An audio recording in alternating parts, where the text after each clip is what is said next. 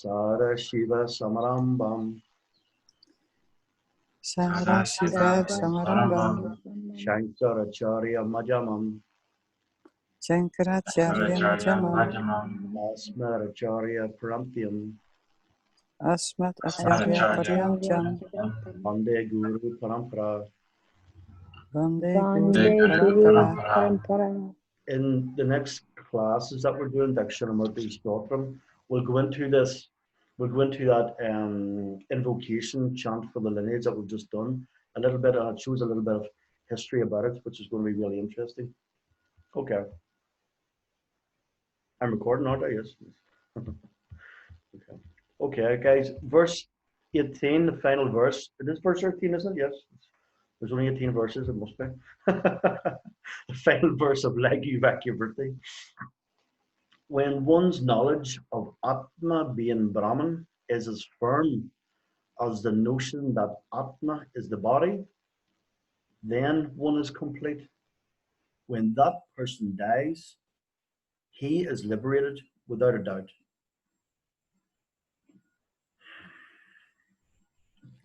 So once the person makes the discovery through Shravanam, through listening and applying teachings of what they are, they make the discovery of what they are, self-discovery, Atma Vidya. They need to return to the truth again and again and again and again and again in order to assimilate the knowledge. That's the way it is.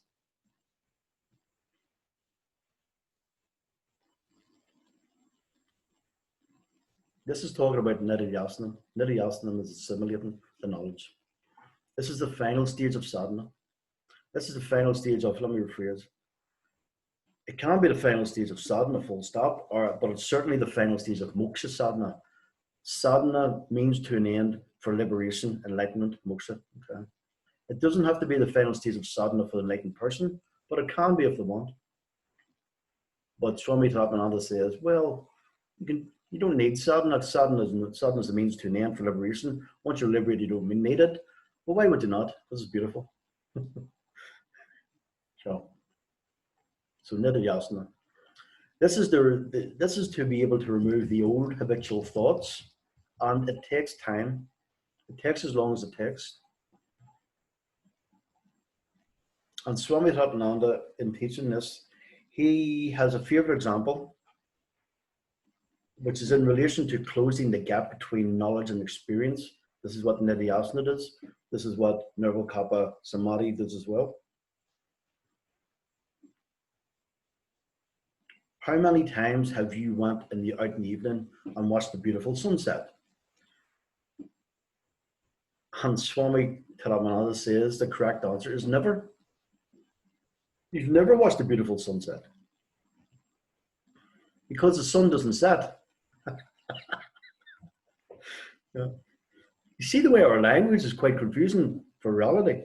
Yeah. This is the problem. This is why Vedanta is so specific about language. Because our language, our conditional language, will reinforce conditioning. It looks as if the sun goes down, but it doesn't go down, so how does it set? We know this anyway. But why do we still say that the sun goes down? And this is because we, each of us, has the knowledge that the sun doesn't go down, but we haven't contemplated on that enough, which is why we still say the sun goes down. Okay. This is really beautiful metaphor. It's really, really, really good. So Swami Tapananda carries on with his example of his metaphor. So let's say that for 40 evenings, you watch the sun going down and you imagine yourself tilting backwards on the planet. If we picture that in your mind, and you do that every evening for 40 days, on the 41st evening, you're with a friend and they said the sun's going down, and you'd replied, no, it's not. Because you know what's happening, it's you revolving. Yeah? Okay. So that's Nididhyasana. 40 evenings of that contemplation would erase that habitual wrong thinking. Although we're not saying that Nidhyasana has to carry on for 40 evenings, just that could be a problem. But in this example, 40 evenings of that contemplation, correct contemplation, erases that wrong habitual thinking. And that's Nidhyasana, the use of that pramana. Once you understand that you are Sat Chit Ananda Atma, and that is not different, that you are that, and you are not different from Brahman.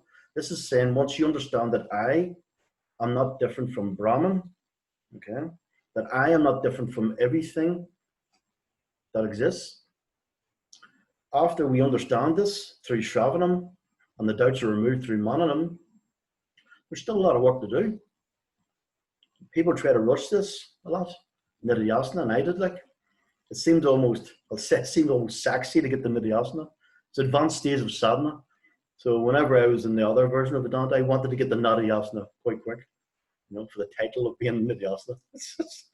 It's laughable, really. It's the way the ego works.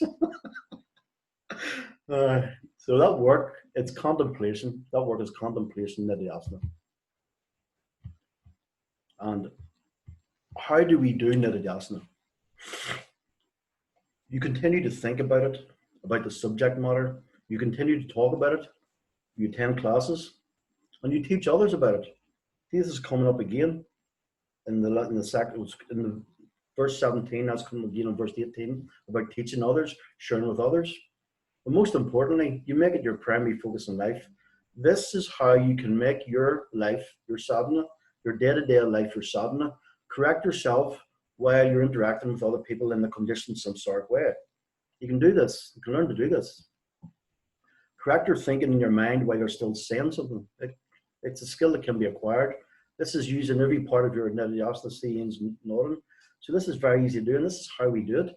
Because if we're there's two types of Nidhyasana Swami Paramarthananda teaches. One is contemplation. And me and Owen were talking about this yesterday. One is contemplation, and that's important. But it can't only be that, because then we're portioning off our spiritual practice for one part of our life. But what about the rest of it? Is the roles and responsibilities not spiritual? They are God, yeah. There only is God. There only is Ishvara. So of course everything is spiritual. So if we portion off part of our life as spiritual, that means we're putting the rest of our life as not spiritual. We've created a duality within Advaita Vedanta for ourselves. Okay. So we want to try and keep the utility, the usefulness of the soul contemplative on your own spiritual practice, Nidhyasana meditation study, but also understand that everything is spiritual. Spirituality isn't just that. Your life is spiritual because I'm looking at God and you're looking at God. And that's the fruit of Vedanta. There only is God. Okay. Swami Puja Swamiji teaches, we spoke of this before, we can look at the sun and worship the sun as God, literally. Or because God is the sun and God is in the sun. He also says that the fool or the person with avidya, the person that does not know, sees the wood as a lump of wood, but the person who does know sees God. So God is a lump of wood as well. Okay. So everything is God. Okay. So most importantly, we make it our primary focus in life. And if you keep it your primary focus and keep working on it, the knowledge will sink in. It has nowhere to go. Conditioning can't be primary if you're keeping primary focus as Brahman. We go back to Bhajagavindam as well. Adi Shankaracharya teaches us this in Bhajagavindam. Keep our roles, responsibilities, and duties, but focus on Brahman. We can do this. We can while we're still doing that. Okay. Or see that we can be fully involved in our, say we're playing with our kids, or saying we're going out for lunch with friends or something. We can fully involve that, but also and to be lost in that, that's fine. But once we come out of that there, we can realize that there only is Brahman, there only is God. Okay. And I was never lost. The person can be lost in an event, that's fine, but I am never lost because I am Brahman. Where could I be lost? This is the jnana we cultivate. Okay. Or else we can give ourselves a hard time because we all have a tendency to spiritual idealize, and I was one of the best ones at that. It's the ego, the best one of spiritual idealism. I was really into spiritual idealism as well. That, you know, we shouldn't do this, you shouldn't do that, you shouldn't do that. Heck, it's okay to be alive. You know, we stay grounded. It's okay to be alive and live life. You know, if we're out with our friends and family, just do that. You know, if you want to bring some nididyasan in it, then do that. You can certainly bring nididyasan into it afterwards.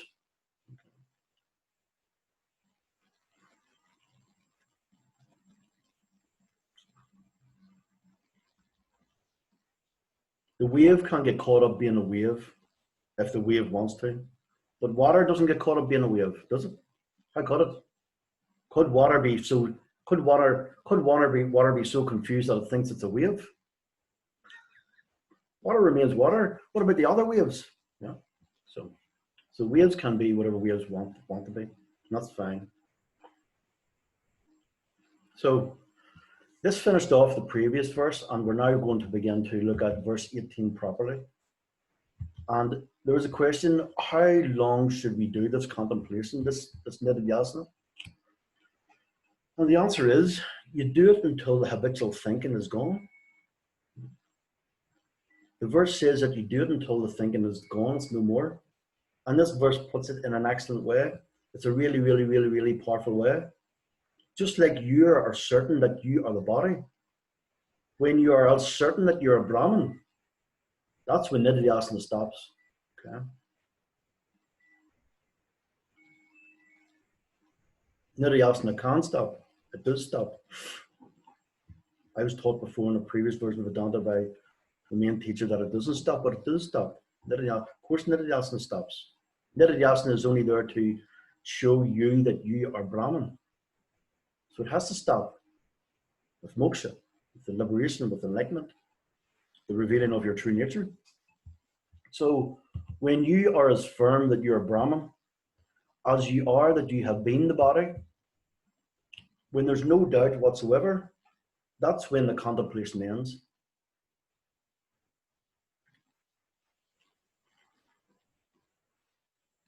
Because think about it, or try to imagine it. It's hard. It's impossible to imagine what the perception's like, really. But if we think about it, we think about how long we have felt that we are the body. Over a period of time, that limited entity, that limited Namarupa, name and form. And for that contemplation to shift, that I am not that limited world of form, that I am bloody heck, I am limitless. I am Ananda, I am Anantam, infinitude. It has to be a game changer, completely.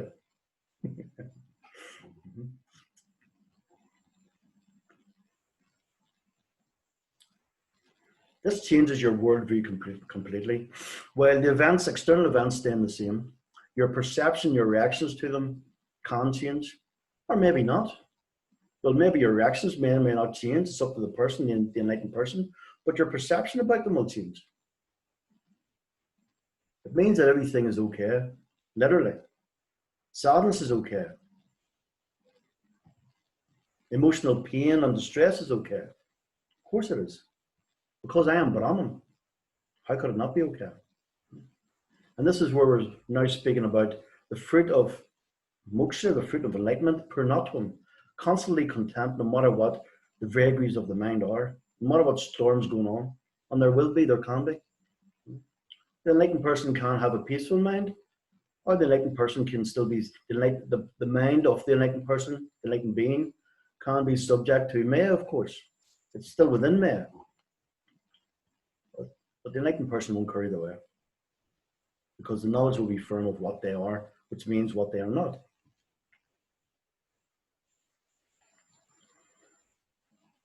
So the view that you are the body was strong. There was no doubt that you were the body. And over time, the contemplation, it shifts the worldview to such an extent that just as you are convinced that you're the body, the worldview will shift so much that you will be convinced that you're a Brahman. And when you have that certainty, when the mind is as certain as that when you have that firmness of vision that you're Brahman, then sadhana is done. Sadhana is a means to an end. Sahaja is the end. Okay.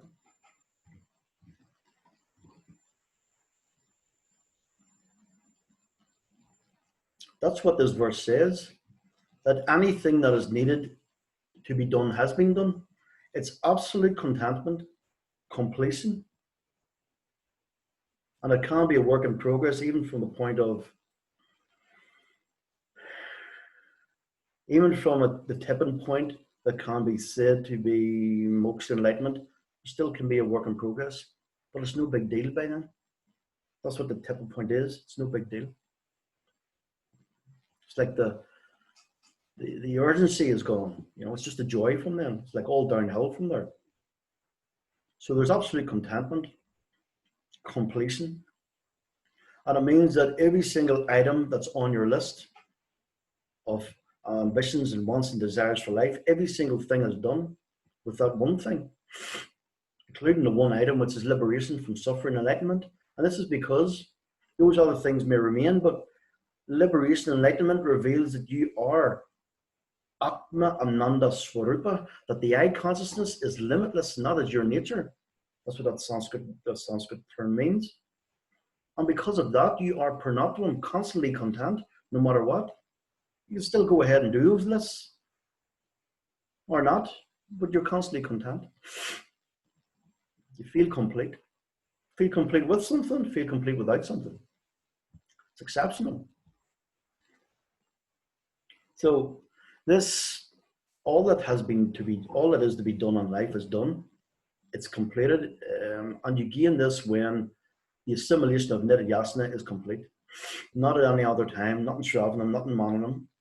The assimilation. When the teachings have went in, when they are complete, the verse tells us that when this one, his body dies, the person becomes freed. And here the language is used very, very important.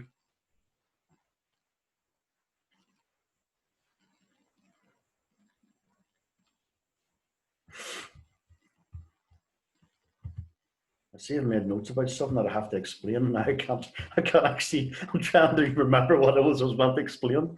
I had something in my mind when I was reading the notes, I had paused there. What was it? Let me read this here. Can't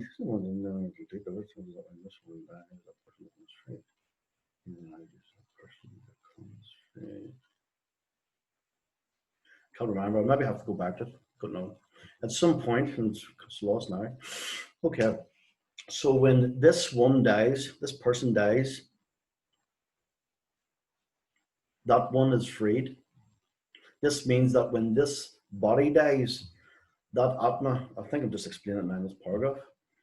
When this one dies, this one is referring to the body. That one becomes freed.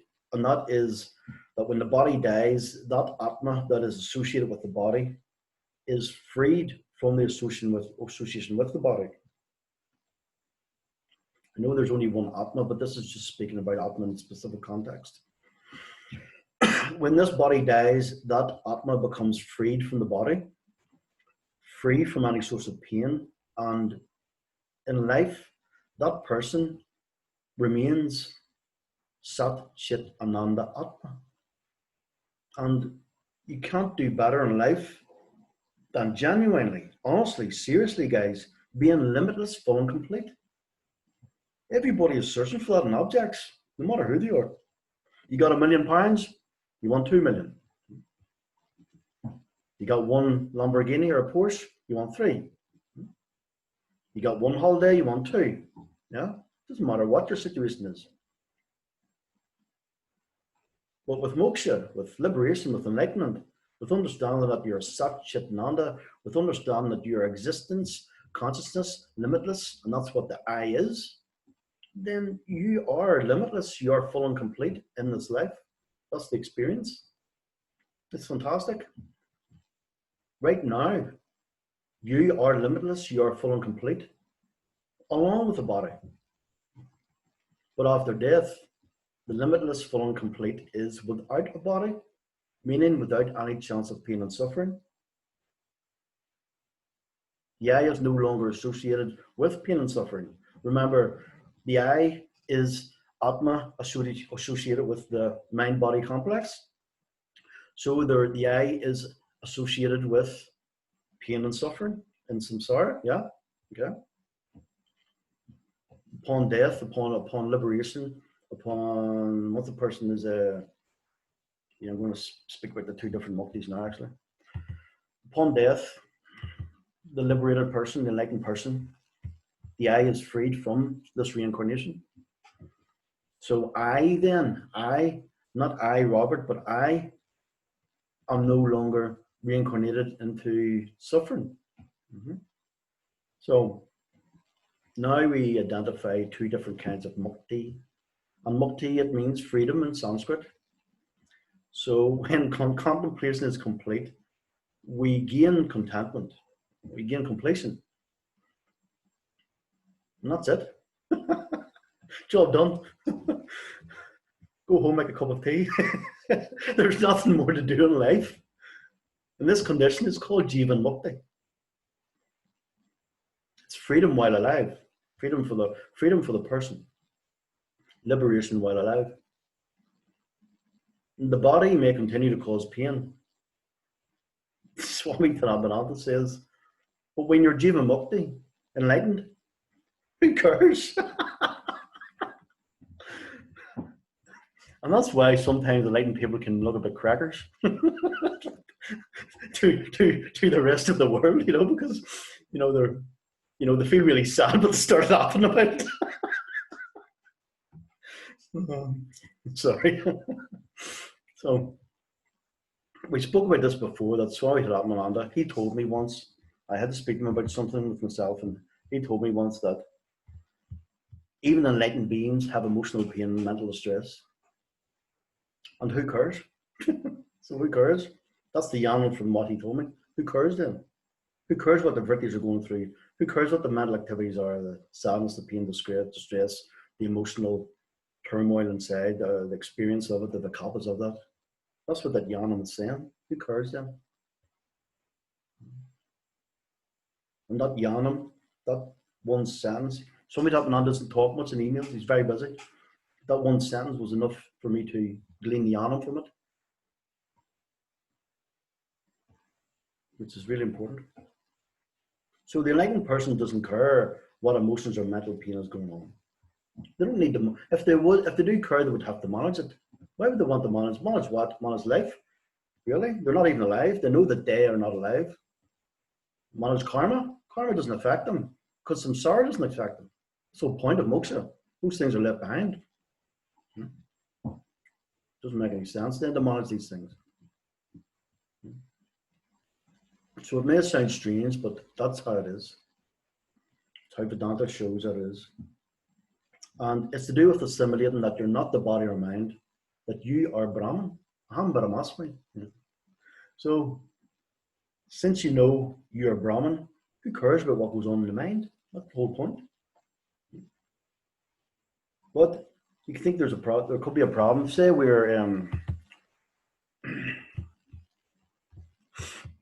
we're trying to manage the mind, trying to manage the vrittis, or trying to manage the vasanas, to get to a point where we know that we're not the mind and body. How's that going to work? Huh? Every time we try to manage the vrittis and try to manage the vasanas in our sadhana, we're reinforcing that they affect I. Yeah. And Swami Dhananda told Swami Ramananda, and he told me that the vrittis why bother about the vrittis? Why bother about those things? And inquiry, if it's done with enough samandana focus, will show that, bloody heck, the vrittis don't impact me, I. So why the heck should I worry about them? You become free of the vrittis. You don't manage the vrittis, and the mental activities, the thoughts may be there. You can try to manage them if you want, because freedom for the enlightened person is freedom, full stop. They can do whatever they want, but there's no it's not needed, it's not necessary. So you've got a really good choice. So when there's no body, this is called Vida Mukti, and it's freedom in the absence of a body, and that's freedom that persists after the body falls away. Okay. that's the end of the text. We're going to follow Swami Havananda in the next week, or in this week. Could be tomorrow, we don't really know yet. Maybe tomorrow, maybe Wednesday. Beginning to study Dakshinamurti Stotram, one of my favorite texts. It's very, very special. Swamiji chose a number of short texts of Adi Shankaracharya. We have went through 3 of them, I think, so far. We went through Drikta Vakya, we went through Bhajagovindam, we went through Sadhana Panchakam, and we went through this one. Yeah. So we went through some of them. Some of them we have missed. Manisha Panchakam, Vivekta Chudamani, he has put in the list as well. Gaudapadha's Mandukya Karaka, probably because of close association with Gaudapada being Shankaracharya's Paramaguru. But Dakshinamurti Stotram, he is a crown jewel of Shankaracharya's works, is absolutely beautiful. And Swamiji felt that it was a good follow-on from Lagyu, Vakya, Vritti, so I thought we should just carry on with it. Just quickly say that Swami Chimayananda, he referred to Dakshinamurti Stotram as a PhD in Vedanta. So if that tickled your ego a little bit. So it's a really, really advanced, it's a really, really deep text. It has the highest teachings of Vedanta are in this text. So to understand these texts, it's advised by Swami Paramatmananda advised that not that you're familiar with even the Bhagavad Gita, that you're familiar with the Upanishads, specifically the Upanishads. He said the Bhagavad Gita wouldn't be enough, the Upanishads. So, okay, so what you guys are. So, okay. Any questions? We've got 4 minutes, 43 seconds, 42 seconds. Any questions? Anybody? No? No? Ian, you're good. Becky, you must have questions about something. There's something wrong if you don't have questions. I shouldn't have said anything. Yeah, last time I didn't have questions wisely, so Judy could fall into the trap. So, but now I have a question. Yeah, well, she talked herself into posting in the group last week. So we're all still waiting. The whole group's waiting now. There's no pressure. Yeah. We're just all waiting for you to post now, but there's no pressure. Okay. So, if you say the Vrittis are unconscious, how do you know that they are? Because if there are no Vrittis, there are no Vrittis. Yeah. Well, what are you speaking in regard to? If you're just speaking about something I've just said in the last maybe 10, 15 minutes, what I would have meant was, maybe I worded it wrong, but what I would have meant was that you're not consciously aware of you're not consciously aware, you're still constantly aware of thoughts for the enlightened person, but you're not conscious, you wouldn't pay as much attention to the baggage of the person, because you know the baggage doesn't impact you, because the enlightened person has assimilated that Aham Brahmasmi, I am Brahman. Whereas the person who still has avidya, still has ignorance in what they are, they will still identify totally, completely with totally. They will still identify totally, wholly, completely as the person, which means you're going to be more focused on the vagaries of the person. Yeah. So if the Brahman, if the perception of the mind is that I am Sat Chit Nanda Satyam Yanam Anantam Brahman, I am Atma, the I consciousness is Brahman, then I'm focusing on the limitless nature of myself, not on the limited nature of the person, which means that the limited things may still go on or not. Sometimes it's hard to know because you're not noticing them. Yeah. Mm-hmm. Yeah. I was more talking at the end of 17, the beginning of this lesson. Okay. You say in Nirvikalpa Samadhi there are Vrittis, but they are unconscious. So sure. Well, in what we're doing is in Nirvikalpa Samadhi, when you think about it, this is going to be good for you as a psychologist. In Nirvikalpa Samadhi, we have removed or restrained Vrittis, yet the heart will still keep beating, blood will still get pumping around the body. The mind is still going to be active in some way, but what we're doing is then, these are subconscious things that are going on. What we're doing in Nirvikalpa Samadhi, we're restraining the conscious awareness, yeah? Okay? We're restraining the thoughts in the conscious awareness in the foreground of the mind, okay?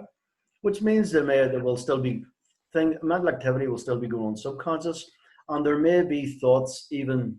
I'm not a psychologist, I can't word it properly, but there may be thoughts in the background of the mind consciously, but we're restraining them. We're not removing them. If we were removing, as Shankaracharya initially says, we should remove them, then he says, if not, we can restrain them. If we remove them, then we have removed all thoughts in the mind, so they're not in the conscious part of the mind. But if we can't remove them when we restrain them, which is the second thing he said, then it's accepted that they're still in the mind somewhere consciously, but we're not paying attention to them. You know, it'd be kind of like they're in the background, but you can just focus on the foreground, which is the absence or the restraining. Focus on the foreground, which is no thoughts. Okay. Yeah, I think I understand, because if you do that, focus on the gaps, then there is this, you could say, is huge presence. It is not the experience. It's like there is presence, and then somewhere there might be things, but what was in the background, like the gap or the presence or the stillness, is in the. I'm going to run out of time, but yeah. Sorry. That is the foreground. Okay.